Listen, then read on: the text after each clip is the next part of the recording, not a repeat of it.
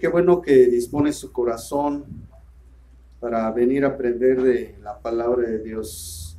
Hoy vamos a analizar el tema, hermanos, que se llama Apolos el Predicador. Apolos el Predicador. Hechos capítulo 18, versículos 24 al 28. Hechos 18, 24 al 28. Estamos viendo el tercer viaje misionero de Pablo, en su segunda parte. Un viaje que fue bastante largo. Y dice Hechos 18, 24 al 28. Llegó entonces a Éfeso un judío llamado Apolos, natural de Alejandría, varón elocuente, poderoso en las escrituras. Este había sido instruido en el camino del Señor, y siendo de espíritu fervoroso, hablaba y enseñaba diligentemente lo concerniente al Señor, aunque solamente conocía el bautismo de Juan. Comenzó a hablar con denuedo en la sinagoga, pero cuando le oyeron Priscila y Aquila, le tomaron aparte y les pusieron más exactamente el camino de Dios.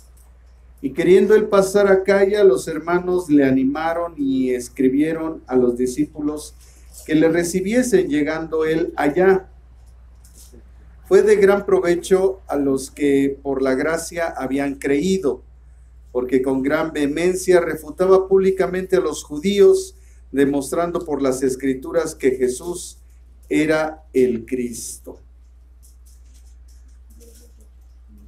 La Biblia describe que a Éfeso, la palabra Éfeso significa deseada, la amada, era una iglesia espiritual según las escrituras, que después es señalada como la iglesia del relajamiento en Apocalipsis, o la iglesia fría. A ese lugar llega un judío llamado, dice la Biblia, Apolos, del cual se describe que era originario de Alejandría. Entre sus características se dice que era un varón elocuente, pero además espiritualmente era poderoso en las escrituras. En cuanto a la capacitación personal, se describe que él había sido instruido en el camino del Señor. Además dice que era de espíritu fervoroso, hablaba y enseñaba diligentemente lo concerniente al Señor. Pero lo concerniente al Señor dice que era hasta el bautismo de Juan. Así que con respecto al Evangelio de Jesucristo, pues estaba muy limitado. Solo conocía las profecías del advenimiento del Mesías. Y hasta ahí, cuando él compartía, bueno, pues ahí se quedaba. Sin embargo, no hemos conocido o no se ha descrito en la Biblia un hombre como este Apolos, del quien se deriva la palabra apologética, que significa la defensa del Evangelio. Una materia teológica que cuando estamos estudiando en el instituto la estudiamos, y ahí se nos enseña cómo nosotros podemos refutar a las diferentes sectas o religiones o sistemas de pensamiento a través de las escrituras, cómo podemos refutar sus creencias, sus falsas enseñanzas. Hoy, entonces, hermanos, vamos a analizar la descripción que dan las escrituras del testimonio, la labor y el ministerio del gran predicador y defensor del evangelio llamado Apolos. Primero vamos a ver su llegada. Y dice el versículo 24 en la primera parte: llegó entonces a Éfeso un judío llamado Apolos. La palabra Apolos es una alteración del nombre Apolonio o Apolodoro, y de ahí se deriva, ¿verdad?, la palabra apologética, en honor, ¿verdad?, a este gran hombre de Dios que defendía la escritura, como no se describe con ninguna persona en la Biblia, a diferencia, o bueno, a excepción del apóstol Pablo. Pero Apolo era un hombre, ¿verdad? Que al conocer las escrituras, bueno, pues él fue un gran defensor de la palabra de Dios. ¿Cuál es el origen de Apolo? Dice la Biblia en la segunda parte del verso 24, que él era natural de Alejandría. Alejandría era una ciudad importante de Egipto, ubicada cerca de la embocadura del río Nilo. Alejandro Magno había fundado esa ciudad en el año 332 a.C. y puso ahí una colonia de judíos que floreció grandemente y que en esa época constituía la tercera parte de la población, y había ahí una gran universidad y una biblioteca, de tal manera que Apolos era un catedrático. Él venía de Alejandría y seguramente estudió. En esa ciudad se desarrolló la filosofía judeo-alejandrina, de donde se originó la versión bíblica del canon alejandrino. El canon alejandrino es, ¿verdad?, el conjunto de libros que tiene la Iglesia Católica. Nosotros tenemos el canon palestino. En Alejandría había judíos, como acabamos de ver en la referencia histórica, que conocían perfectamente las escrituras, solamente que eran de origen griego. Y cuando ellos escriben los libros del Antiguo Testamento que querían añadir al primer canon, el cual se había diseñado en el área de Palestina, en el territorio de Jesús, los del territorio de Jesús, como eran judíos y hablaban hebreo, y el idioma sacrosanto es el hebreo, entonces no quisieron recibir esos libros llamados deuterocanónicos o de otro canon, y entonces ellos, al no quererlo recibir, ellos, los de Alejandría, hicieron su canon personal. A ese canon se le llamó canon alejandrino, de donde se derivan todas las versiones de la Iglesia Católica. Y nuestro canon es el canon palestino, de donde se deriva la Biblia, ¿verdad?, que nosotros tenemos, y con los 66 libros. Así es que es importante que nosotros tengamos ese conocimiento. Así que el canon alejandrino contenía los escritos deuterocanónicos o del segundo canon. Y un hombre llamado Filón, que era un comentarista bíblico del segundo siglo después de Cristo, él fue su principal exponente, pues él todavía vivía en ese tiempo. De modo que Apolo había nacido fuera de Israel, fue criado en un ambiente cultural judío, pero de influencia griega. Tras la instrucción que recibió Aquila y Priscila en el verso 26, se convirtió en un predicador cristiano muy eficaz. Su ministerio tuvo una gran influencia en los corintios.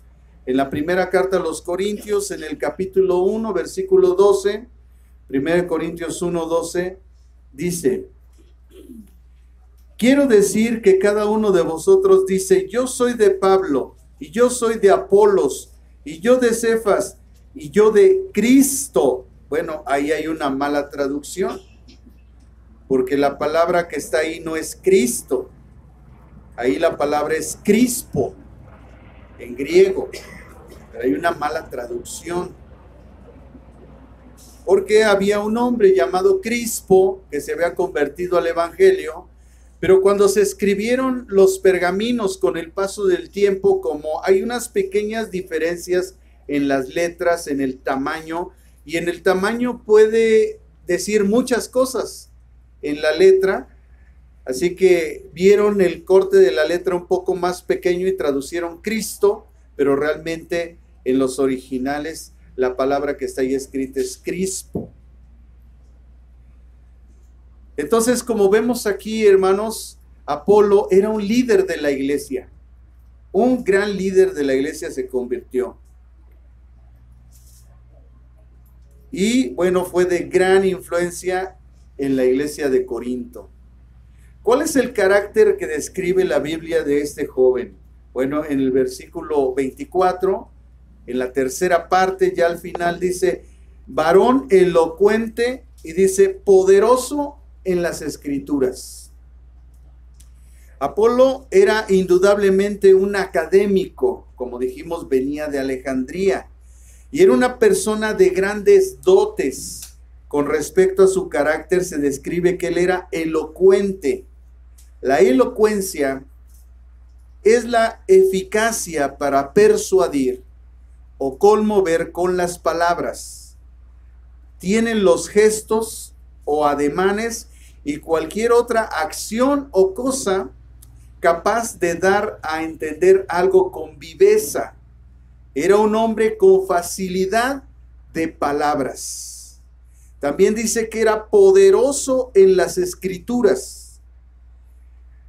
Es decir, poderoso en el conocimiento y en el uso de las escrituras. Esta frase se emplea solo aquí y se refiere al conocimiento que Apolo tenía del Antiguo Testamento. Él no conocía el Evangelio ni sabía lo que le había pasado a Cristo. Pero era un erudito en el Antiguo Testamento. Ese conocimiento, combinado con su elocuencia, le permitió derrotar a todos sus opositores judíos en el debate público. O sea, era un tremendo expositor de la palabra de Dios. Además, él tenía unos dones, los cuales él aplicaba a su ministerio, dice el verso 25. Este había sido instruido en el camino del Señor, y siendo de espíritu fervoroso, hablaba y enseñaba diligentemente lo concerniente al Señor, aunque solamente conocía el bautismo de Juan. Recordamos en los evangelios, hermanos, que el apóstol Juan, Juan el Bautista, llamaba a la gente al arrepentimiento para el perdón de los pecados, y la gente era bautizada en el río Jordán. Cuando la gente entraba en el río, ya iba confesando sus pecados, llevaban con Juan, él los bautizaba y entonces recibían el perdón de los pecados. Y esa era la parte que conocía solamente Apolos. Así es que seguramente él estaba dando cátedra acerca del advenimiento del Mesías, que por obra del Espíritu Santo se iba a manifestar, pero que Juan el Bautista era el último de los profetas de Dios que anunciaban este advenimiento del Mesías. Y lo voy a repetir, Juan el Bautista, según las Escrituras, es el último profeta de Dios. Yo no sé cómo hoy existen tantos allá afuera que se autonombran. Pero la Biblia dice, y tenemos que hacerle caso a la Biblia. Así cuando Pablo dijo, yo soy el último de los apóstoles, en 1 Corintios capítulo 15, bueno, igual Juan el Bautista dijo, yo soy el último de los profetas. Entonces, los que están afuera, quién sabe quiénes son. Este dice que había sido instruido en el camino del Señor. ¿Esto qué significa? Esto no incluía la fe cristiana, solamente el Antiguo Testamento. Él conocía hasta la profecía del advenimiento del Mesías y todos los pasajes que hablan acerca de esto del Antiguo Testamento. El Antiguo Testamento usa esta misma frase para describir los parámetros espirituales y morales cuya observación Dios requirió de su pueblo. Es decir, que Apolo solamente conocía lo concerniente a la ley, pero recuerden que cuando Jesucristo anuncia el nuevo pacto con su sangre, en ese momento el pacto de la ley es anulado. Ese pacto condicionado en el cual nosotros siempre leemos en el Antiguo Testamento que dice, si tú haces esto, Dios da esto, si dejas de hacer esto, te pasa esto. Por eso es un pacto condicionado. Y el establecimiento del nuevo pacto es un pacto incondicional, es decir, no depende de nosotros para su cumplimiento. es por gracia. Si nosotros no entendemos eso, bueno, pues vamos siempre a estar buscando hacer obras, aunque realmente las obras son el resultado de nuestra salvación y las tenemos que hacer, pero no son como un punto para nosotros llegar a nuestra salvación. Así es que es importante, hermanos, que nosotros manejemos eso, porque nosotros hemos venido aquí sin obras. Ha sido la gracia la que nos ha traído. Y cuando nosotros nos apartamos, pues no es otra cosa si que Dios nos está desechando, porque Él nos trajo y Él nos desecha si nosotros nos separamos de Él. Porque el hecho de venir a la iglesia no quiere decir que estamos cerca de Dios. Nosotros estamos cerca de Dios porque vivimos una vida espiritual, porque leemos la Biblia y oramos. Esa es una vida espiritual. Una vida espiritual, hermanos, no es como la gente lo percibe. La vida espiritual simplemente es vivir una vida de oración y de lectura de la palabra de Dios. Así es que cuando nosotros no llevamos eso en nuestra casa, pues el venir a la iglesia va a ser solamente un tiempo para que el día de mañana nos apartemos. ¿Por qué? Porque realmente no hemos tomado en cuenta y no hemos tenido una vida espiritual correcta. Por eso mucha gente se va de las iglesias, porque no tienen en su casa una vida espiritual, no oran y no leen. Yo le invito, mire, la Biblia dice que el alimento espiritual es la palabra de Dios. Y si usted no come la palabra de Dios en la semana, pues usted se muere espiritualmente. O a ver, toda la semana no coma nada y nada más el domingo se echa una torta. A ver si le alcanza. 6 días de ayuno y un día come. Bueno, pues espiritualmente eso es lo que hace mucha gente, porque no está leyendo la escritura, no está orando, no se está alimentando espiritualmente, y entonces eso nada más es cuestión de tiempo para que la persona enferme y muera espiritualmente, porque no está nutrido espiritualmente, no lee la palabra, no ora, y entonces no avanza en el reino de Dios. Por supuesto, no hay un deseo de seguir avanzando en el conocimiento de Dios, no hay un deseo de servir, no hay un deseo de contribuir a la obra de Dios, y pues la persona tarde que temprano se va de la iglesia. Y uno se pregunta, ¿por qué se van de la iglesia? Pues es por eso, porque no tienen una vida espiritual. La gente se muere de inanición.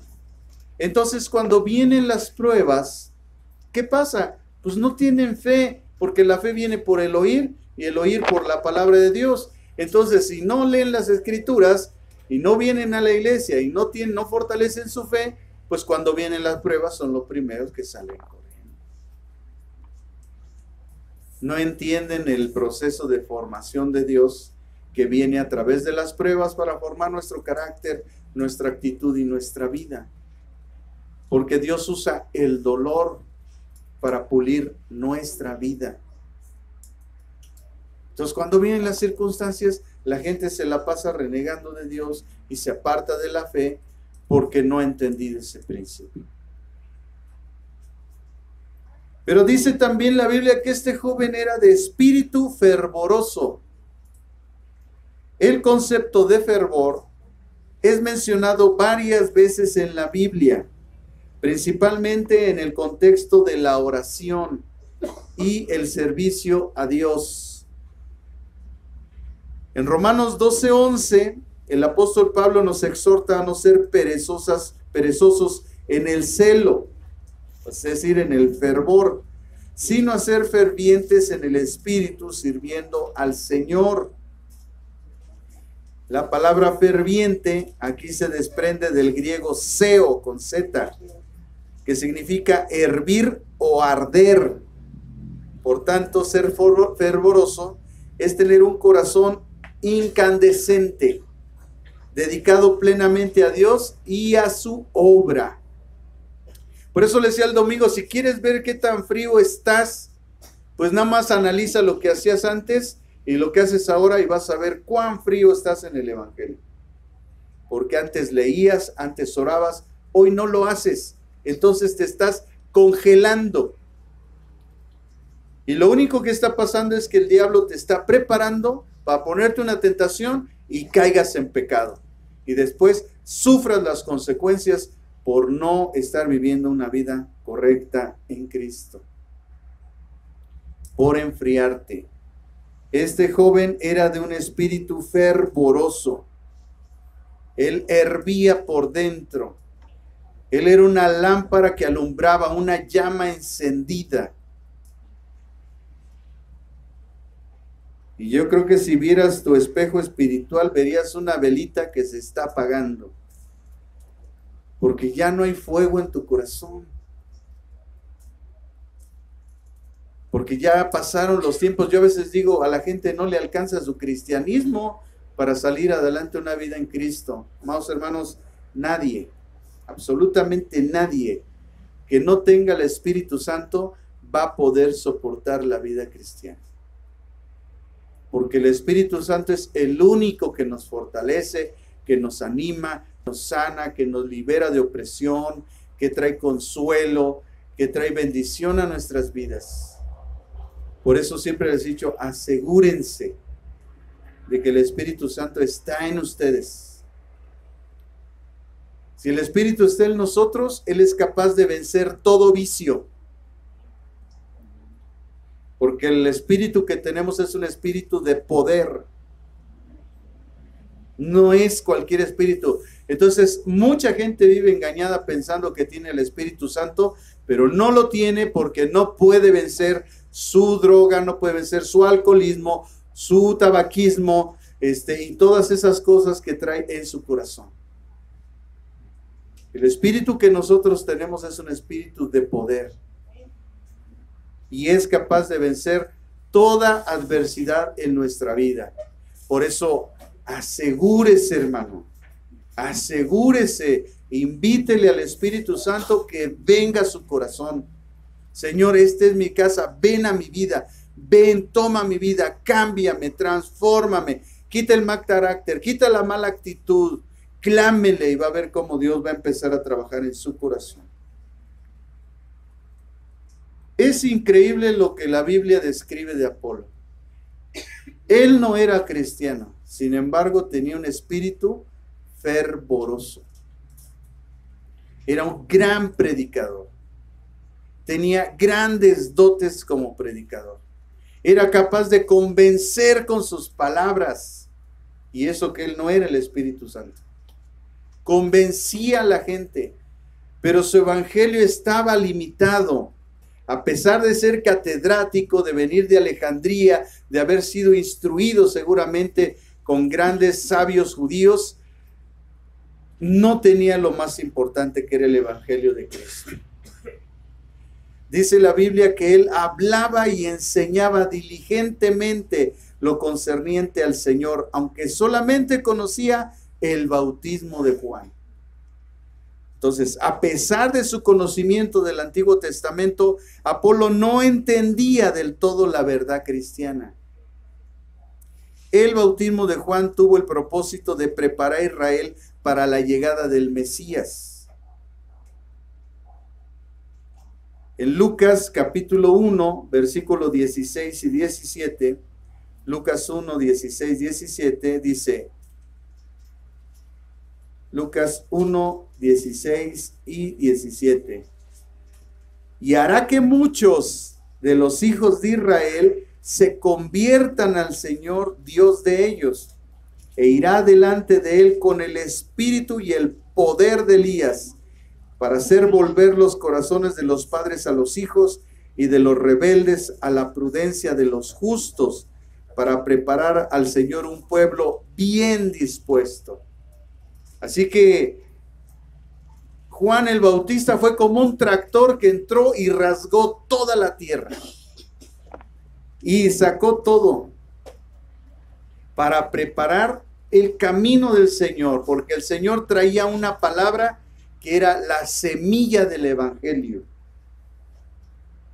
Una semilla que cuando llega al corazón del hombre da fruto, cambia y transforma la vida, cambia el pensamiento, la actitud, cambia el carácter, porque esos son los frutos del Espíritu. Apolos aceptó ese mensaje y hasta reconoció a Jesús de Nazaret como el Mesías de Israel, pero no entendía las verdades cristianas básicas, como el significado de la muerte y la resurrección de Cristo, el ministerio del Espíritu Santo y la iglesia como el nuevo pueblo de Dios que daría testimonio de él al mundo. Porque sabemos que el apóstol Pablo explicó que no es judío el que lo es exteriormente, sino el que lo es interiormente, por el bautismo que es en la carne y en el corazón, y la circuncisión que es en el corazón, en el nuevo pacto, en Jesucristo. Así es que allá afuera hay un pueblo que dice que es Israel, pero el Israel celestial, el verdadero Israel, son aquellos que han creído en Jesucristo. Y Dios tiene un plan con su pueblo, por supuesto. Él quiere que vengan al conocimiento de las Escrituras. De hecho, una de las profecías del Señor Jesucristo es esa. Antes de su venida, dijo: y no vendré a vosotros hasta que vosotros digáis: bendito el que viene en el nombre del Señor. Así que el pueblo de Israel en algún momento reconocerá a Jesús que fue su Mesías, y entonces se cumplirá el propósito de Dios en Israel. Pero mientras, hoy por hoy, aunque ellos son mencionados como el pueblo de Dios, realmente el pueblo de Dios somos nosotros. Y nosotros no necesitamos hacernos judíos ni israelitas. Nosotros somos judíos israelitas por la fe en Jesucristo. Porque el verdadero judío es el que lo es por dentro, no el que lo es por fuera. Por eso a mí se me hace ridículo que la gente se quiera hacer judío. Yo creo que no ha leído ese pasaje. Ahí es claro, no es judío el que lo es exteriormente, sino el que lo es internamente. Así que este Apolos no tenía las verdades cristianas básicas. Era un tipo creyente redimido del Antiguo Testamento. ¿Cuál era su doctrina? ¿Qué enseñaba Apolos? Dice el verso 26, y comenzó a hablar de nuevo en la sinagoga, pero cuando le oyeron Priscila y Aquila, le tomaron aparte y les pusieron más exactamente el camino de Dios. Amados hermanos, aquí hay un principio muy importante. Apolos, a pesar de todos los dones y dotes y conocimiento, tuvo que ser instruido. Es por eso que nosotros necesitamos ser instruidos. No sé cómo hay gente que no quiere ser instruida. Necesitamos ser instruidos. Apolo era un catedrático, era un erudito en el Antiguo Testamento, pero no conocía con excelencia el camino de Dios. Y eso es lo que nosotros hacemos, es enseñar con excelencia el camino de Dios a la gente para que entienda qué es el Evangelio de Cristo, para que haya una semilla firme y esté cimentado en la roca, y cuando vengan las circunstancias no se muevan de la fe en Cristo. Hermanos, el plan de Satanás está en acción. Están bombardeando por internet de una forma impresionante, y en todas las redes sociales están trayendo tantas mentiras, que si la tierra es plana, que si hay otros continentes, que si hay ovnis y un montón de cosas, hermanos, con lo que están contaminando la mente y están tratando de hacer dudar a la gente y apartarse. Si nosotros no tenemos el conocimiento verdadero de Dios, entonces vamos a ser engañados. Recuerden que una de las señales que anunció Jesucristo es que aún los escogidos serían engañados. Y la única forma de no ser engañados es que aprendamos, es que nos capacitemos. si Apolo, siendo un erudito en el Antiguo Testamento, tuvo que ser instruido en la fe cristiana? Hermanos, los niños judíos a los 8 años se saben de memoria el Génesis, el Éxodo, Números, Deuteronomio y Levítico. De memoria se lo saben, a los 8 años, los niños judíos. Mi pregunta sería, ¿tú ya sabes qué es la Biblia? ¿Por qué se le llama Biblia? ¿Qué significa esa palabra? ¿Cómo está constituida? ¿Cómo está dividida? ¿Por qué Antiguo Testamento? ¿Por qué Nuevo Testamento? ¿Por qué también se le llama Antiguo Pacto? ¿Por qué Nuevo Pacto? ¿Cuáles son los libros históricos del Antiguo Testamento? Los libros proféticos, los libros sapienciales. ¿Cuáles son los libros doctrinales del Nuevo Testamento? ¿Cuáles son los históricos? ¿Cuáles son los doctrinales? ¿Cuáles son los pastorales? ¿Cuáles son los proféticos? ¿Lo sabes? Hermanos, mucha gente va el domingo a las iglesias a recibir sermones, pero no a aprender la Biblia. Y en lo que tú y yo debemos de ser eruditos es en la palabra de Dios. Tú te debes de saber todos los libros del Antiguo Testamento. Y si no te los sabes, ya velos estudiando. Ya vételos aprendiendo.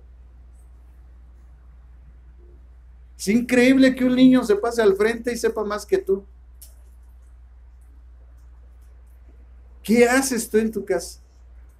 No tienes vida espiritual. Entonces, como no lees las escrituras y no oras, no tienes vida espiritual. Y cuando vienen los problemas, no sabes cómo resolverlos porque no tienes en tu mente, en tu corazón, los principios que te ayudan para resolver las situaciones. Porque los pastores solamente somos capacitadores. Nosotros solamente somos como tutores, pero su padre es Dios. Y tenemos que enseñarlos a ustedes que ustedes vayan con Él. Que entablen una relación con Dios, que lo hagan real en su vida, que escuchen su voz.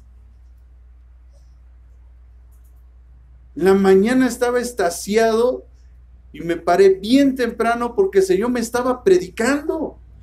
Me estaba predicando la parábola del sembrador. Y estaba yo con los ojos cerrados y estaba escuchando la palabra del sembrador. Y el sembrador salió a sembrar aquí en mi mente y estaba yo así, faz. Y supe que era el Espíritu Santo que estaba dándome enseñanza. Porque Él es real. Él no es un juego. Necesitamos experimentar su presencia y sobre todo necesitamos ser instruidos por Él, porque los hombres nos podemos equivocar, pero Él no se equivoca. Y cuando Él te instruye, te da una enseñanza que te deja perplejo, porque dices, yo esto a pesar de todo el estudio no lo había entendido. Y te paras con unas ganas de enseñarle a la gente la parábola del sembrador. ¿Cómo Dios nos la enseña a nosotros? Necesitamos una vida espiritual, porque si no nos secamos. Por eso mucha gente ya no viene a la iglesia y se secó, porque no tenía una vida espiritual. Porque aquí pueden venir los domingos, pueden venir los miércoles, hermanos, pero si usted no ora y no lee, usted se está muriendo espiritualmente. La palabra de Dios es el alimento espiritual. Por eso les decía hace ratito, a ver, en la semana no coma nada.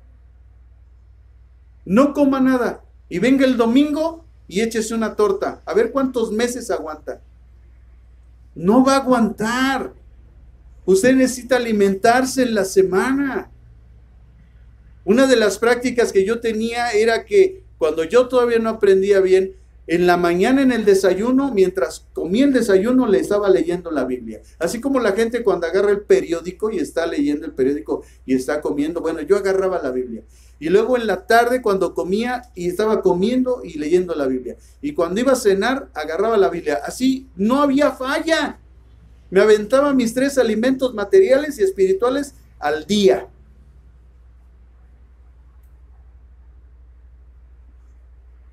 Pero ¿qué pasa con nosotros? Ni Biblia traemos.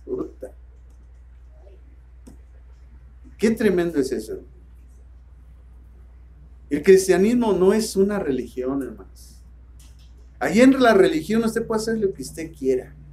En Cristo no puede ser así. Somos parte de un reino. Estamos regidos por los estatutos de la palabra de Dios.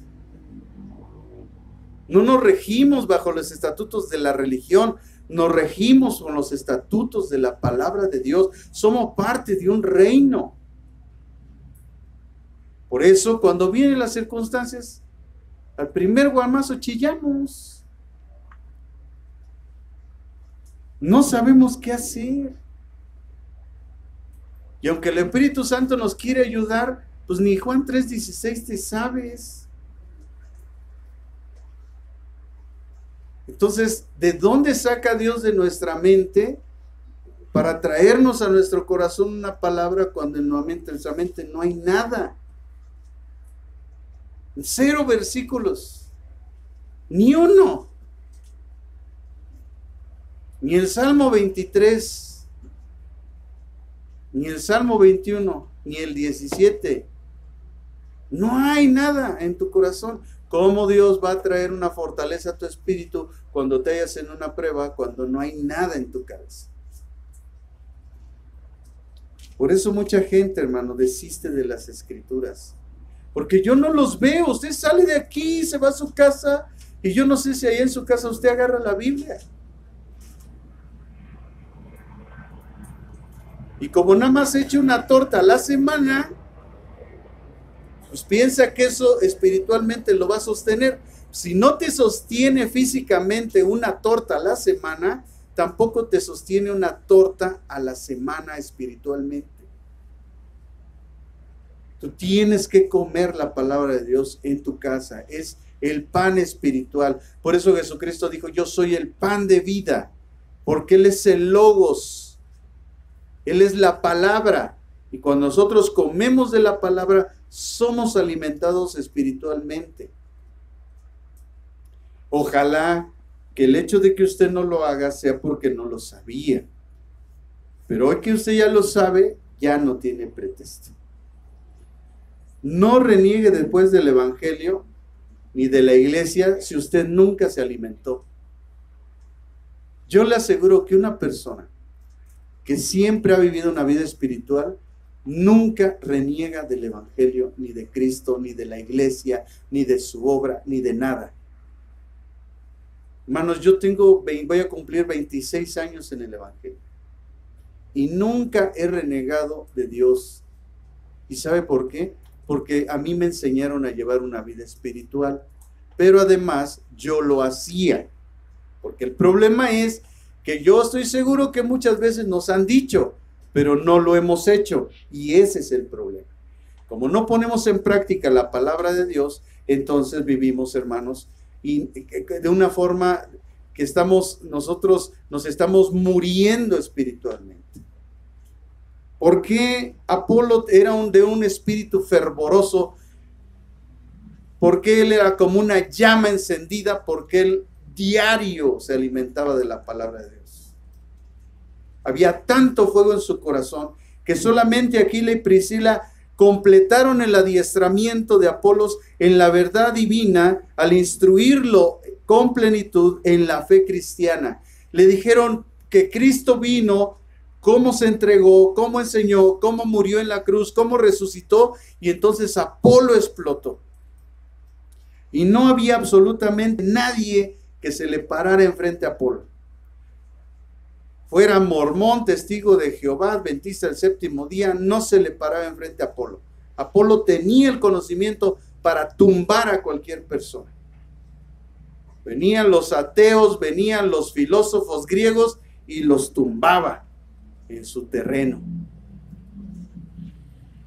De ahí nace, hermanos, la ciencia teológica apologética, precisamente de este hombre, del testimonio de este hombre que tenía un conocimiento y que una vez que Aquila y Priscila lo instruyeron, no, hermano, fue un instrumento poderoso de Dios.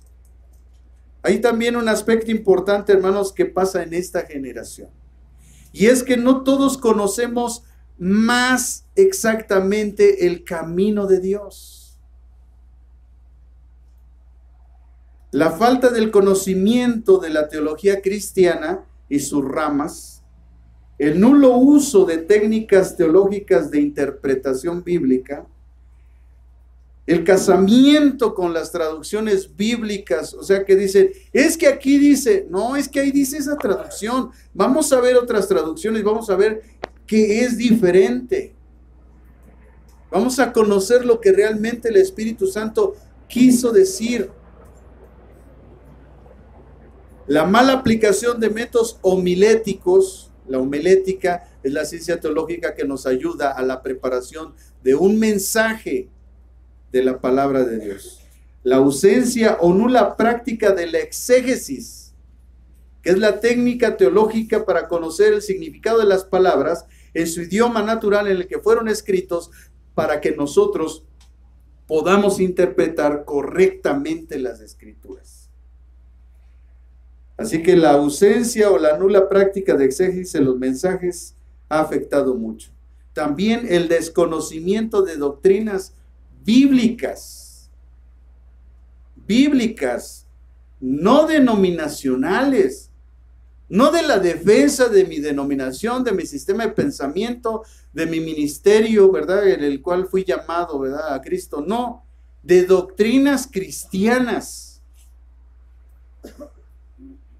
El abuso del método alegórico de interpretación, de la interpretación bíblica, ese abuso nos lleva también a un desconocimiento de las cosas de Dios. Esto y algunas otras cosas más han derivado el no conocer más exactamente el camino de Dios. Por eso Jesucristo nos dijo, escudriñen las Escrituras. Es decir, caben hondo, no superficialmente. No debemos de conocer la Biblia superficialmente. Jesucristo nos mandó a cavar hondo, a escudriñar profundo. Y esos son de algunos problemas que nos hemos enfrentado los líderes religiosos de las diferentes iglesias. Si pertenecemos al mismo reino, no somos enemigos. Disertamos en algunas enseñanzas y prácticas de culto solamente, porque solo algunos tienen más conocimiento de los aspectos que antes mencionamos y como consecuencia conocen más exactamente los caminos del Señor. Así vemos, hermanos, gracias a Dios, grandes hombres de Dios como John MacArthur, como Arcis Sproul, como el doctor Núñez, como Sugel Michelin, como jóvenes expositores, ¿verdad? Como el sobrino o el nieto de Billy Graham, como Juan Manuel Vaz, y de verdad, hermanos, qué bueno, es una bendición, y hay muchísimos otros, de verdad, gracias a Dios. Pero ¿qué han hecho ellos? Se han instruido. Apolos era elocuente, de espíritu fervoroso, conocedor de las Escrituras, pero solamente del Antiguo Testamento. Enseñaba diligentemente, pero de todo esto que era bueno, digno de un buen predicador, enseñaba con precisión aquello que solo conocía, lo que es una buena dote de un predicador. Sin embargo, todo esto no es suficiente. Puedes tener dones de buen predicador, puedes conocer algunas cosas de la Escritura, pero no es suficiente. Tenemos que conocer con excelencia el camino del Señor. Tenemos que saber por qué se escribieron los evangelios. ¿Qué cristología existe en cada evangelio? En el libro de los Hechos, ¿por qué fue escrito? La carta a los romanos, que dicen que es la columna vertebral del evangelio, ¿cómo está? ¿Cuáles son las divisiones que tiene? La primera y la segunda carta a los Corintios, la carta a los Efesios, la carta a los Gálatas. Hermanos, tenemos que saber perfectamente para qué se escribieron, cuál fue su propósito, cuál es el tema principal. ¿Cuáles son los contextos adecuados de cada libro para nosotros poder interpretar correctamente las Escrituras? Y por último, debemos de conocer el libro de Apocalipsis desde el alfa hasta la omega. Y conocer esas señales que ya de por sí, hermanos, el leer ese libro es una bendición declarada por Dios, sobre todo si ponemos por obra lo que en ese libro está escrito. Pero cuando no tenemos conocimiento, no nos queremos instruir y nos conformamos solamente con lo poquito que sabemos, hermanos, no nos va a alcanzar para el reino de Dios. Su conocimiento del Evangelio era nulo, haciendo sus dotes de predicador y su conocimiento del Antiguo Testamento nulo con respecto al propósito de Dios, que en este momento se llevaba a cabo por la predicación del Evangelio por los discípulos que eran los apóstoles de Jesucristo. Por Aquila y Priscila, que lo encontraron, gracias a Dios. Así como nosotros en algún momento fuimos encontrados por alguien y nos resistíamos. Hermanos, ¿no cree que yo me convertí a la primera predicación? Fácil, yo le calculo que pasaron 2 años mínimo. Porque yo era cabezón. También mi cabeza era de calabaza. No quería entender. Si no es por la misericordia de Dios, yo no me hubiera convertido. Si no es por la insistencia de las personas que estaban cerca de mí, que estaban machacando y machacando la piedra que había aquí en mi corazón, derribando mis argumentos que tenía en mi mente, que estaban en contra del Evangelio de Jesucristo, que no permitían que la semilla de la palabra de Dios fuera sembrada en mi mente y en mi corazón. No fue fácil. Pero ¿cuántos saben que Dios es fiel? Él fue fiel conmigo. ¿No cree que a mí me dijeron, sí, ven a Cristo, sí, ya voy y me fui a la iglesia? No. Si usted ha tenido la oportunidad de leer la tesis que yo publiqué y se las di, hermanos, porque es para ustedes, fue por ustedes que la hice, que se llama Una salvación tan grande, que fue mi tesis de la maestría, la puse en PDF en los grupos gratuitamente para que usted la lea. Ahí está mi testimonio. Ahí usted puede leer cómo yo me convertí. Porque yo no puedo haber salvación si yo no soy salvo. ¿Estamos de acuerdo? ¿O cómo usted va a liberar a un cautivo cuando usted está cautivo? Yo no entiendo a la gente que anda hablando de Cristo y vive en pecado. Si la Biblia dice claramente que el que practica el pecado es esclavo del pecado, pero anda compartiendo a la gente como si fuera libre. Imagínense a alguien atado. Yo te libero, carnal. ¿Qué me vas a liberar si tú estás igual de atado? Por eso Dios nos libera para que tengamos la capacidad de abrirle la cárcel a otros. Entonces, si no lo tiene, consígalo, hermanos. Mándeme un WhatsApp, lo mando para que lo lea. Y puede usted leer ahí cómo es que se lleva a cabo la salvación en una persona. Ahí están los temas. Ahí léalos, no es mucho, son 75, 76 páginas. No es mucho. Pues ese leía el sentimental y tenía 60 páginas. La familia Burrón, ¿ya? Los viejitos leíamos esos. Hoy no leen nada. Ni un solo libro se avienta. Escuchaba el testimonio de un gran predicador en el internet que decía que él lee 6 libros al mes. Y luego todavía hay gente que los critica y los señala como si ellos leyeran mucho. Si con trabajos agarran la Biblia en la semana. Esa gente merece un respeto. Dios los puso ahí por algo. Pero todavía hay gente que todavía se quiere disertar teológicamente con esos hombres que se revientan 6 libros al mes. Tú no puedes con uno, no puedes con el manual del instituto.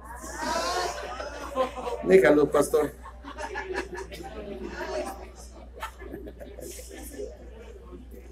¿Cuál fue el resultado, hermanos, de lo que hizo Aquila y Priscila en el corazón de Apolos? ¿Cuál fue el resultado de la instrucción? Vean el versículo 27 y 28. Y queriendo él pasar a Acaya, los hermanos le animaron y escribieron a los discípulos que lo recibiesen. Y llegando él allá fue de gran provecho a los que por la gracia habían creído, porque con gran vehemencia, ya no era fuego, ya era vehemencia, hermanos, refutaba públicamente a los judíos, demostrando por las escrituras que Jesús era el Mesías, el Cristo. Hermanos, ese debe de ser el resultado de una buena instrucción. El resultado de una buena instrucción es que tú tengas vehemencia al predicar la palabra. Es que tengas las capacidades de refutar cualquier sistema de pensamiento. Que se pare el mormón, que se pare el testigo de Jehová, que se pare el católico, que se pare quien se pare. Tú tengas los fundamentos para explicarle a través de las escrituras quién es Cristo, que Él es el Mesías, el Hijo de Dios, Él es el Dios Todopoderoso. Que tenga fundamentos históricos para que le digas esto es por esto y por aquello. Y le dejes a la gente boquiabierta. Que sepan que tú fuiste correctamente instruido en las cosas de Dios. Lo primero que dice que él quería pasar a Acaya. Los hermanos le animaron y escribieron a los discípulos que lo recibiesen.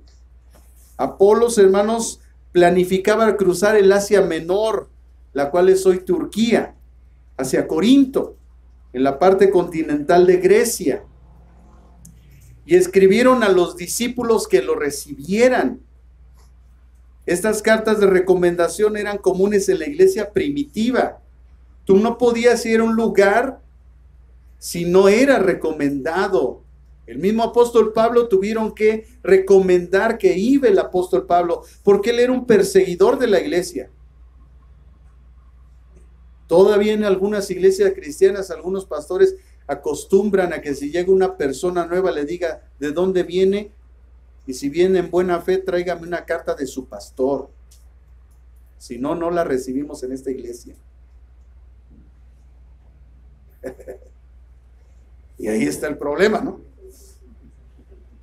Porque quién sabe cómo venimos, de qué venimos huyendo, generalmente de una reprensión, generalmente de que nos quieren poner en orden en nuestra vida, y por eso nos vamos, y lo sabemos los pastores, porque lo primero que viene diciendo la gente es que a mí me lastimaron, pastor.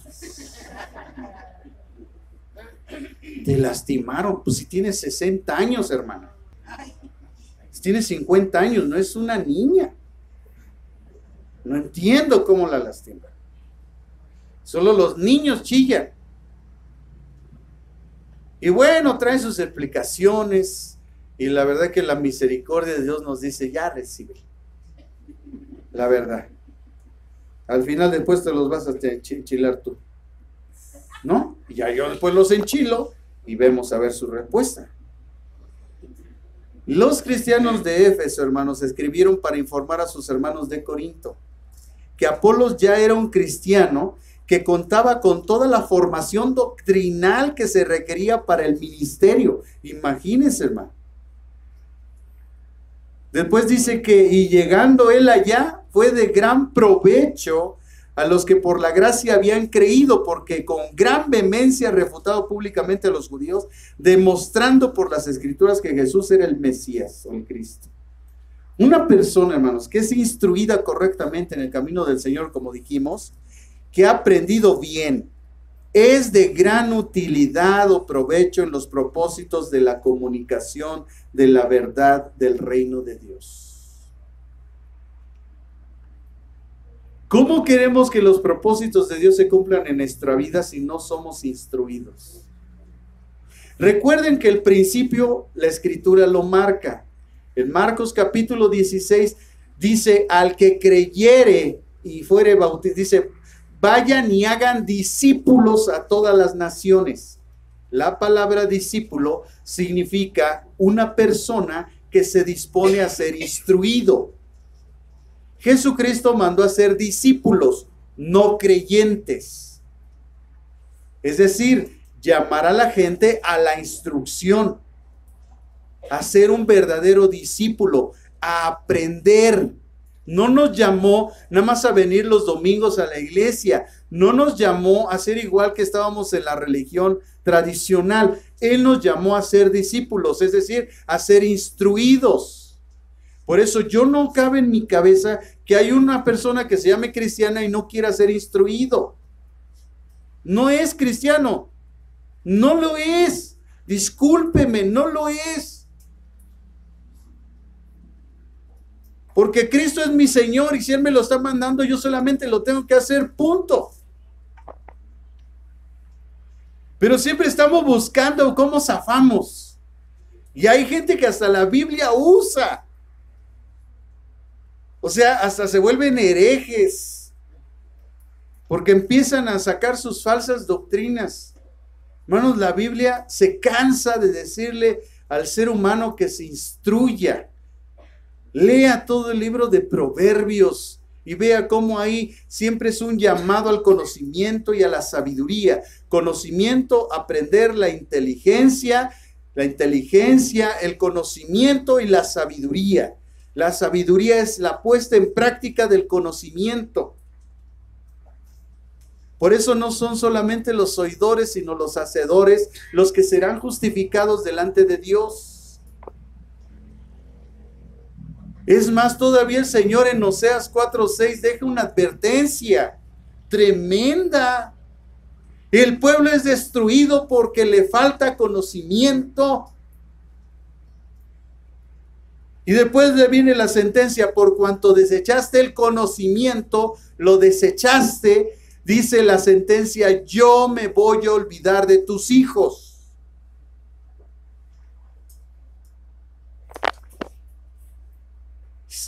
Y te quitaré del sacerdocio. O sea, no tendrás una relación conmigo.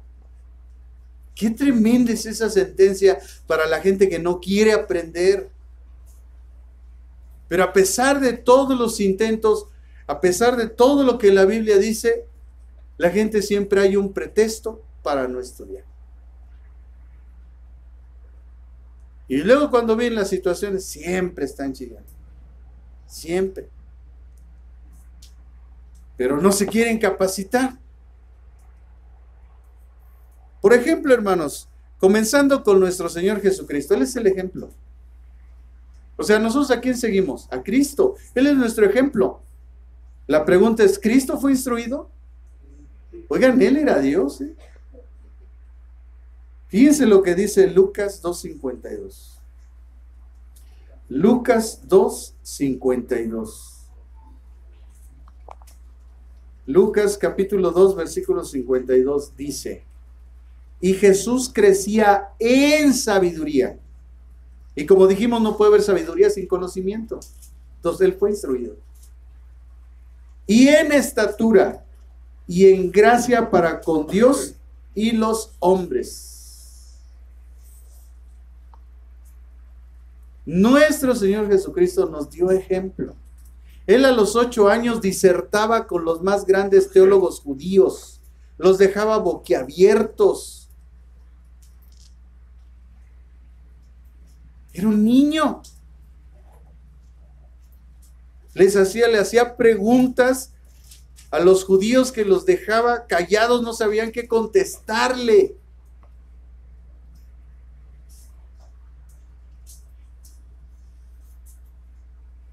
Y nosotros, hermanos, no queremos estudiar. En Marcos 6:6, Marcos capítulo 6, versículo 6. Una vez que Él fue instruido, lógicamente que Él instruyó, porque es lo lógico, lo que recibimos de gracia, lo tenemos que dar de gracia. Y Marcos 6:6 dice: y estaba maravillado de la incredulidad de ellos, y recorría las aldeas alrededor enseñando. ¿De dónde viene la incredulidad? De la falta del conocimiento, de la carencia de los principios de Dios. Por eso somos incrédulos, por eso no queremos creer.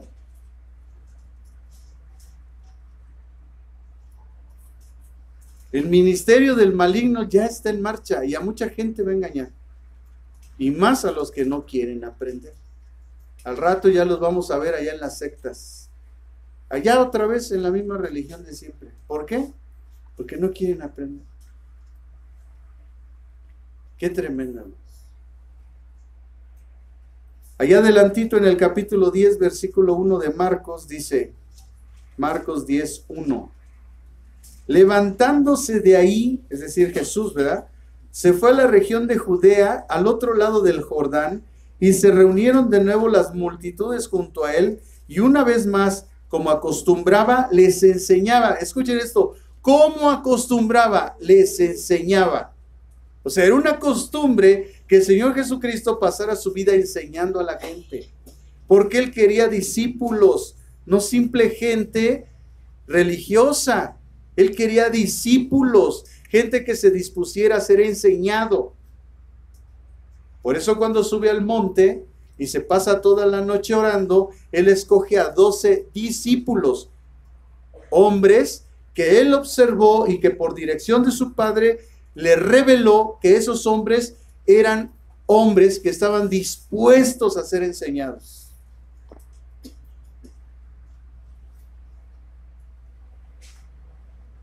En el capítulo 9 de Marcos, versículo 31,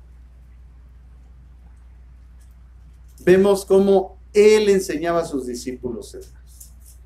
Marcos 9:31 dice, porque enseñaba a sus discípulos y les decía, el Hijo del Hombre será entregado en manos de los hombres y le matarán, y después de muerto a los 3 días resucitará. Vean cómo el Señor Jesús enseñaba a sus discípulos. Por eso cuando viene el mandato, Él dice, vayan y hagan discípulos. Es decir, culminen a la gente a disponerse a ser enseñados, porque eso va a marcar que ellos son discípulos, porque van a aprender el evangelio. Y en esa forma nosotros demostramos que somos discípulos de Jesucristo, porque somos gente que venimos a ser instruidos. Por eso cuando la gente dice, yo soy cristiano, yo soy discípulo, y estudias, no. ¿Y en qué te estás capacitando? En nada. Entonces no eres discípulo, eres un creyente. Apenas a ver si un día te cae el 20 y entiendes que tienes que aprender. Tenemos, hermanos, nosotros que tener la capacidad de enfrentar. Apolos dice que él refutaba con vehemencia a todos los judíos y con las escrituras les demostraba que Jesucristo era el Mesías. A veces cuando la gente nos pregunta algo nos dejan callados porque no tenemos argumentos, porque como no hemos estudiado no sabemos por el porqué de los porqués y por qué ustedes tienen una Biblia diferente a la de nosotros. A ver, échense ese trompo a la uña, ¿qué le van a decir a la persona? Pero si tú sabes que hay 2 cánones, el canon alejandrino, lo acabo de enseñar, el canon palestino, ¿por qué alejandrino? Porque eran judíos nacidos en Alejandría, de origen griego, que ellos quisieron establecer su propio canon. Al ver que los de Palestina, los judíos palestinos, del tiempo antecesores a Jesús, habían hecho un canon, bueno, pues dijeron, nosotros también vamos a hacer nuestro canon. El problema es que ellos lo hicieron en griego y los judíos no lo quisieron recibir, porque los escritos en griego, los judíos los tienen catalogados como de un idioma no sacrosanto, porque para los judíos el idioma sacrosanto es el hebreo, y al traer los escritos en griego dijeron, no los aceptamos. Y entonces menos, porque ellos además de los que ya estaban, metieron otros libros, los cuales se llaman libros deuterocanónicos, apócrifos incluso, y entonces no lo recibieron. Por eso nosotros tenemos 66 libros y la Iglesia Católica tiene más de 70.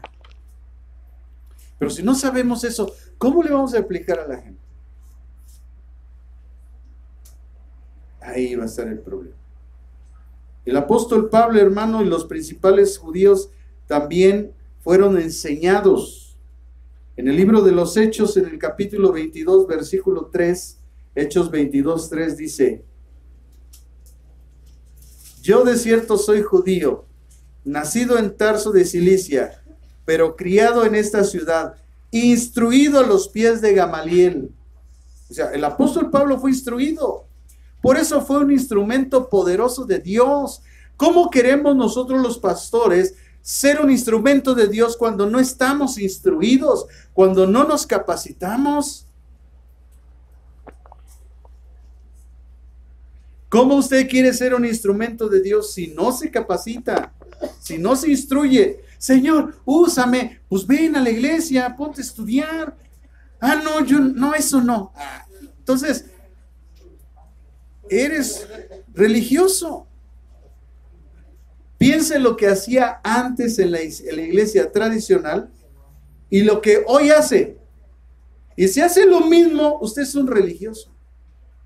Hoy se lo acabo de revelar. Salga del religiosismo, instrúyase, esfuércese. Oiga, si fuera fácil, pues cualquiera lo haría. Pero miren, hermanos, muchos de nosotros no entendemos que el enemigo de nuestras almas ha bloqueado nuestra vida de tal manera que no nos ha dejado avanzar. Muchos de nosotros ni la prepa terminamos. Ya te bloqueó el diablo. Rompe con eso. Estudiando en las cosas de Dios, saca un título y que se rompan esas cosas en tu vida. Y vas a ver cómo vas a tener ánimo y vas a decir, oye, sí puedo. No, ahora me meto a la licenciatura y al rato sale usted, ¿verdad? Como ingeniero, sale como administrador, sale como licenciado en Derecho. Y dice, oye, sí, sí pude. Pues sí, porque Cristo es nuestra fortaleza. Porque Él nos da el conocimiento y la sabiduría. Él nos da el ánimo. Mi hermano César, que partió con el Señor, hermanos, él no terminó la secundaria. Cuando fue llamado al pastorado, lo primero que el pastor le dijo es, póngase a estudiar, hermano. Y tuvo que terminar la secundaria. Oye, ¿cómo yo como pastor te voy a predicar algo cuando yo no lo he hecho? A ver, dime. ¿Cómo él iba a decir a su iglesia, estudien cuando él no terminó ni la secundaria? No hay una conciencia moral, no hay una coherencia moral. ¿Cómo yo les digo que se esfuercen, sean valientes, que no teman, que no desmayen cuando yo no lo he hecho? Qué diferente es hablar las cosas cuando uno tiene derecho moral. Cuando uno sí le puede decir, ponte a estudiar, hermano. ¿Y usted estudió, pastor? Sí. ¿Quieres que empecemos por dónde? Entonces, el Espíritu Santo nos lleva a que recuperemos nuestros anhelos.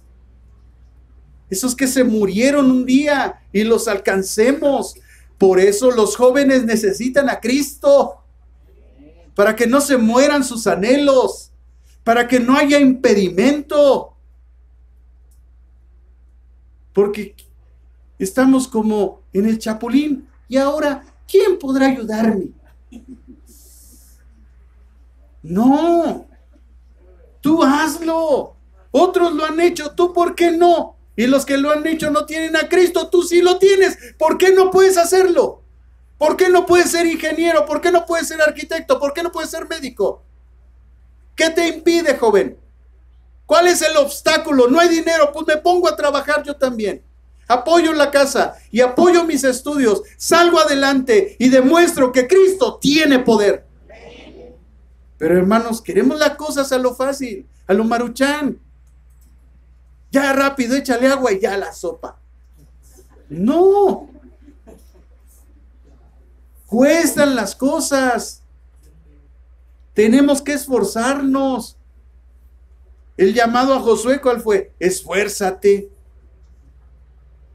La pregunta es, ¿realmente nos esforzamos? Cuando vemos los impedimentos, ¿verdad? Que tenemos un maestro que no somos moneda de oro. Y de repente le caemos mal a un maestro y nos empieza a echar carrilla y nos empieza a atacar. Y si sabe que eres cristiano, te tacha de tonto y de loco cuando el tonto y loco es él. Cuando él no tiene fundamentos a lo que él está enseñando. Y menos cuando se mete a la religión. Menos. no tienen conocimiento y no tienen fundamentos. A mí me agrada, me llena de gozo, de alegría ver jóvenes que se gradúan en una licenciatura en teología para que cuando salgan al mundo tengan ellos fundamentos y paren a cualquier maestro de cabeza. Y que no los avergüencen. Y que para la otra le midan el agua. Cuando vayan a hablar de religión, que hablen cuando tú no estés, porque cuando tú estés, tú los vas a tumbar a todos. Hermanos, Dios es el que nos da el ánimo para lograr las cosas. Ay, pastor, es que ya estoy tan viejito. ¿No has oído el dicho que dice nunca es tarde? Nunca es tarde, nunca. Decía el domingo, ¿sabes cuántos anhelos están en el panteón? ¿Sabes cuántos proyectos están en el panteón? Bueno, no te esperes a llegar al panteón, hazlos, si puedes. Mi hermano César terminó la secundaria, la preparatoria y la licenciatura. Y ahora sí tenía calidad moral de decirle a su gente, estudien, esfuércense, sí se puede. Es cuestión de tomar ánimo y de hacerlo, de buscarlo, de anhelarlo, de lucharlo, de pelearlo. Pero cuando te entregan, hermano, cuando tienes el papel aquí, tú por dentro sientes cómo te estás llorando por dentro. Porque han pasado tantas cosas para un papel, han pasado tantas cosas, desvelos, pruebas, carencias, a veces no tener para la colegiatura, tantas cosas con las que el enemigo nos quiere bloquear, pero a pesar de eso tenemos el papel, decimos, gracias Señor, por eso lo levantamos y decimos, Señor, para tu gloria y tu honra, porque si no es por Él, no lo hubiéramos hecho. ¿Qué requiere Dios de nosotros? Le dijo a José, esfuérzate, sé valiente, no temas ni desmayes. Y la otra cosa es la más importante, no se te olvide que yo estoy contigo. ¿Sabes por qué no logramos las cosas? Porque no hemos entendido ese mensaje que Dios le dio a Josué. Todo requiere un esfuerzo. Todo requiere que seamos valientes. Todo requiere que no temamos. Todo requiere que no desmayemos y todo requiere que nos recordemos de que Dios está con nosotros. Y si Dios es con nosotros, la pregunta es, ¿quién contra nosotros? ¿Qué te detiene? Tú no sabes las capacidades que tú tienes. Necesitamos estar en Cristo para descubrirlas. Imagínense cuando llegó con Gedeón, hombre esforzado y valiente. Estaba escondido. Imagínense el Gedeón ahí escondido y de repente ve una aparición. ¡Ah, caray! El ángel de Jehová y le dice, ¿qué tal, hombre esforzado y valiente? Hermanos, porque Dios es el único que sabe tus capacidades. Tú eres el que no las ha descubierto. Porque la inteligencia y el conocimiento y la sabiduría proceden de Dios. Entonces, si tú tienes a Dios, tú tienes inteligencia, tienes conocimiento y tienes sabiduría. Solamente esfuérzate, sé valiente, no temas ni desmayes y reconoce que Dios está contigo. Dele un fuerte aplauso a Dios.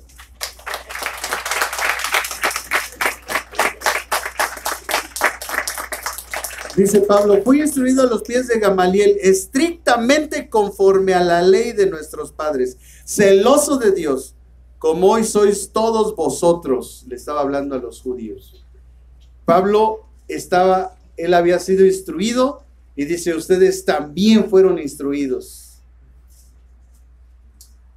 Apolos también fue enseñado, hermano, y fue de gran provecho para el evangelio, por lo que dicen las escrituras en este pasaje. En el pasaje de Hechos 18, 27 y 28 que leímos. Dice, fue de gran provecho a los que por la gracia habían creído, porque con gran vehemencia refutaba públicamente a los judíos, demostrando por las escrituras, eso subráyelo ahí en su Biblia si a usted le gusta subrayar, refutando por las Escrituras. Si nosotros queremos tener realmente la verdad en nuestra vida, tenemos que refutar con las Escrituras. No digas, es que esto, aquello. No, la Biblia dice, y di dónde dice y por qué dice. Porque si no es tu verdad. Y a menos que sea una persona que haya estudiado las Escrituras y que sepa que ese versículo está en la Biblia, te va a decir, sí, es cierto, eso dice la Biblia. Pero aquí el problema es cómo lo vas a interpretar. Entonces es importante que nosotros digamos lo que dice la Escritura. Si hay un pensamiento, yo les decía en el estudio de maestría, tenemos un gran problema a veces, que escuchamos muchos predicadores allá afuera y acuñamos sus frases, pero nosotros no certificamos que esa frase tiene un sustento bíblico, porque si no tiene sustento bíblico, entonces no tengo por qué yo acuñar esa frase. Y ese es el problema que tenemos hoy los cristianos, que no tienen sustento bíblico de sus frases. Cuando Pablo dijo, todo lo puedo en Cristo que me fortalece, no lo dijo antes de la prueba, lo dijo después de la prueba. Y eso es trascendente, porque mucha gente dice, todo lo puedo en Cristo cuando no tiene problemas, cuando todo está a su favor. Pero si nosotros entendemos el contexto en que lo dijo Pablo, él lo dijo cuando pasó la prueba, no antes. Usted dígalo, todo lo puedo en Cristo que me fortalece cuando pase la prueba, porque usted había descubierto que realmente sí tiene esa capacidad, no antes. Porque hoy los cristianos tienen muchas fraseologías y las andan proclamando como si fuera un fetiche o fuera una declaración que ya por eso el diablo no te va a tocar. No, hombre, ¿a poco?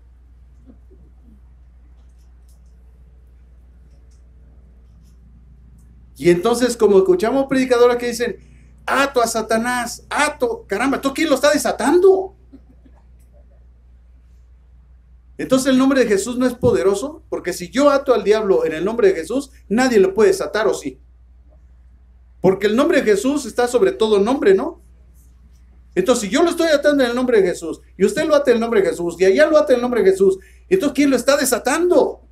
¿Qué poder lo está desatando? Y no estamos entendiendo que estamos usando fraseologías antibíblicas que no corresponden a la palabra de Dios. Porque el único momento donde Satanás es atado es en Apocalipsis, capítulo 20, al final. Y va a ser atado por un ángel que Dios le va a dar el poder para poderlo atar. Entonces, ¿qué está pasando? Que estamos usando de una mala teología porque no estamos sustentando nuestras frases, nuestras palabras con la Biblia. Hay quien usa la sangre como fetiche. Me cubro con la sangre de Cristo. Como si trajeras aquí un crucifijo o trajeras allá cuando los brujos te ponían los listones rojos en la barriga, en la panza, en los pies. Bueno, yo lo digo por experiencia, hermanos, no sé si usted. Y ya salías según tú protegido. ¡Pum! Allá te atropellaban. ¿Qué óvole? ¿Y dónde están tus listones? No, que muy sabroso. No, que estás protegido. Y lo único que la gente debe comprender, que lo que está usando es una mentira. La sangre de Jesucristo, hermanos, no es para cubrirnos, es para limpiarnos del pecado. Y opera solamente cuando tú estás en comunión con Dios y con tu prójimo.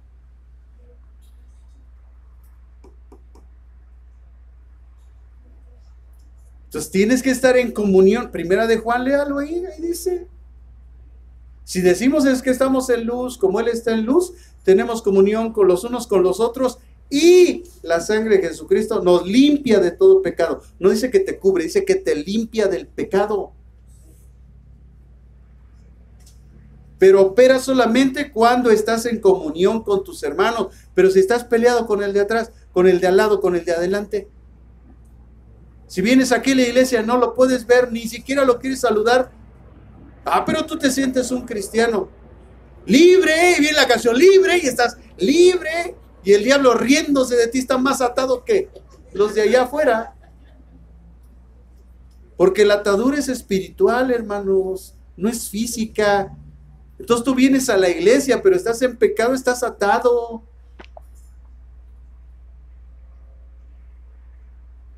El Señor me hizo libre, ahí anda corriendo, está más atado. No perdona a su hermano. La sangre de Jesucristo, el perdón de Dios viene cuando estamos en comunión con Él y con nuestros hermanos. Mientras estamos atados. Ahí está en Primera de Juan, léalo usted, hermanos.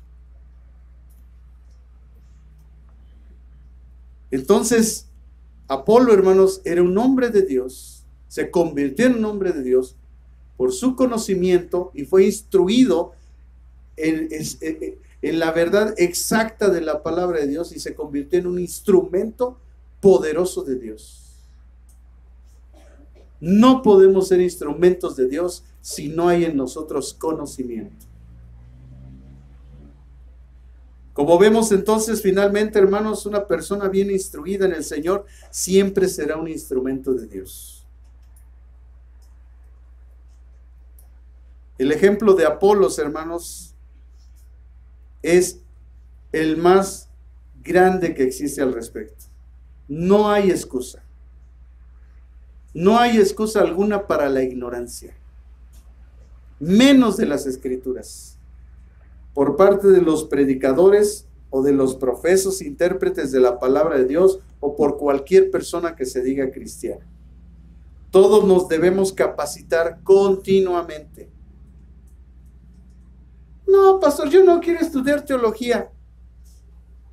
Pues tú no estás en Cristo, porque la palabra teos significa Dios,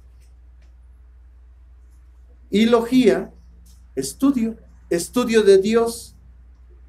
Entonces, si tú no quieres estudiar teología, pues no quieres conocer las cosas de Dios. ¿Cómo te dice el cristiano? A ver,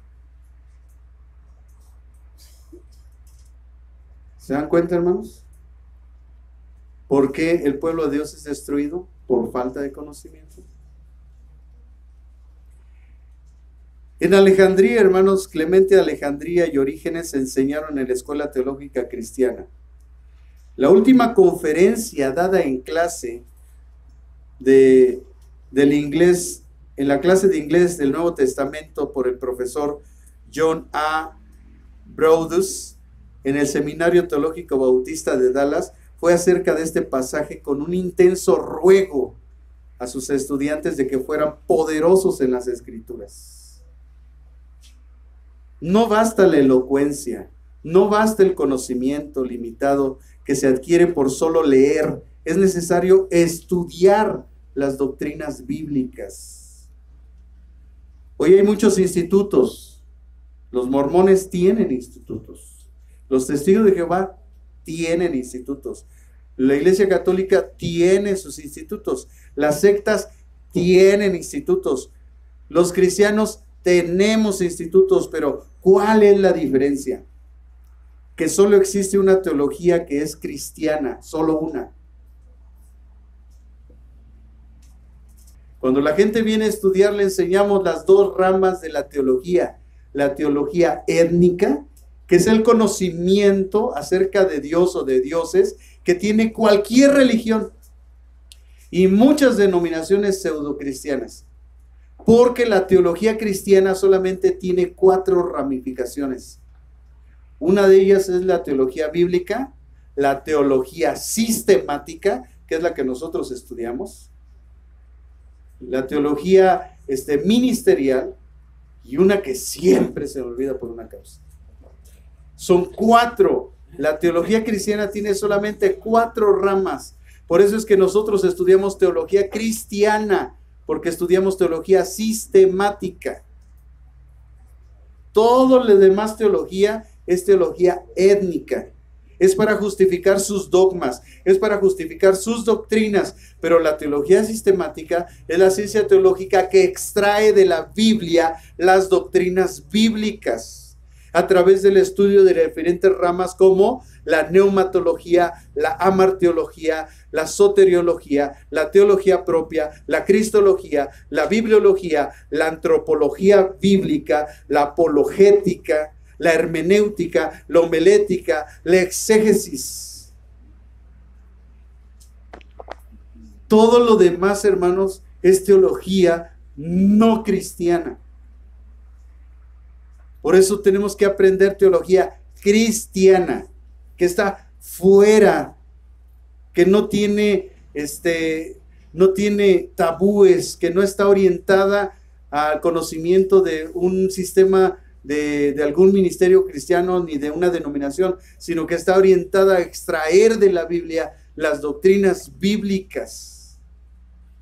Por eso la gente no sabe cuando es una manifestación del Espíritu Santo verdadera, porque no ha estudiado neumatología. La neumatología es la ciencia teológica cristiana que nos enseña acerca de todo lo que es el Espíritu Santo, sus manifestaciones, los dones en el mundo, su propósito de parte, ¿verdad?, que tiene en el programa conjunto con el Padre y el Hijo.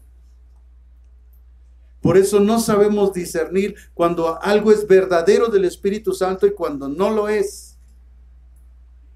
Se estudian los dones del Espíritu Santo, cómo se producen en la iglesia, cómo se llevan a cabo, cómo se manifiestan.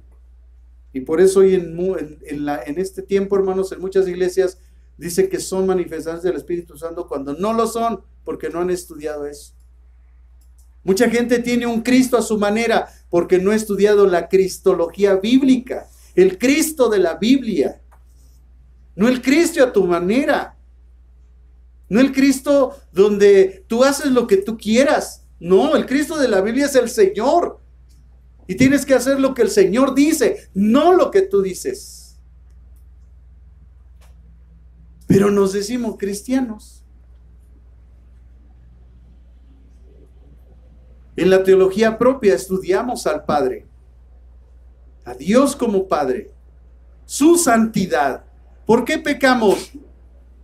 ¿Por qué fácilmente se nos hace fácil arrastrarnos como puercos en el pecado, comer de nuestro vómito? ¿Por qué? Porque no hemos visto la santidad de Dios. No hay un concepto de la santidad de Dios en mi vida.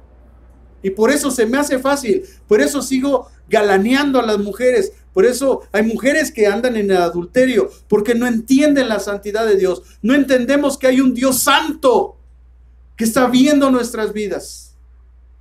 Que estamos mordiendo y escupiendo su rostro cuando estamos cayendo en pecado. Que estamos atentando directamente contra la santidad de Dios. Por eso a mucha gente se le hace fácil pecar.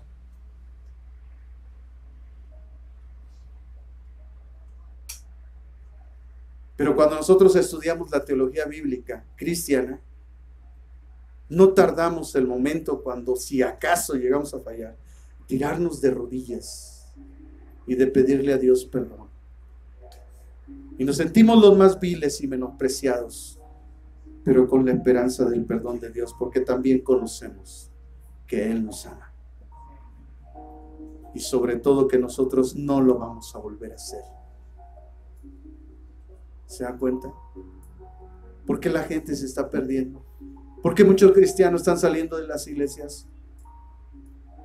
Todo pastor quiere una iglesia grande. ¿Qué pastor no quiere una iglesia grande? Pero no se capacita.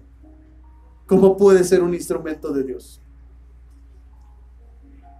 Apolo fue un instrumento de Dios porque se capacitó, no porque era flojo.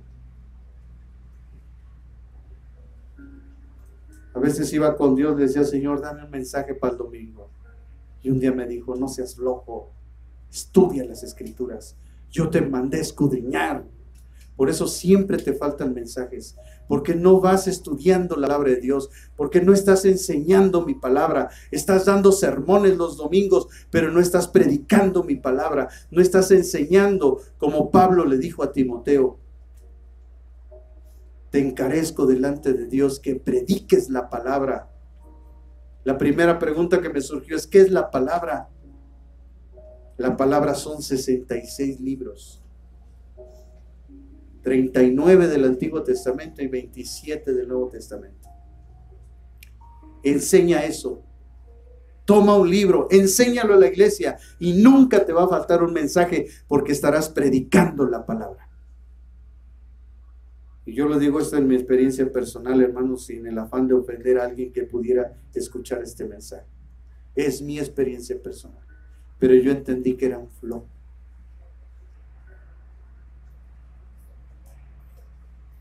Y las palabras de un comentarista bíblico antiguo, él dijo: Apolos enseñaba el evangelio de Cristo hasta donde el ministerio de Juan lo había dejado, y no más allá.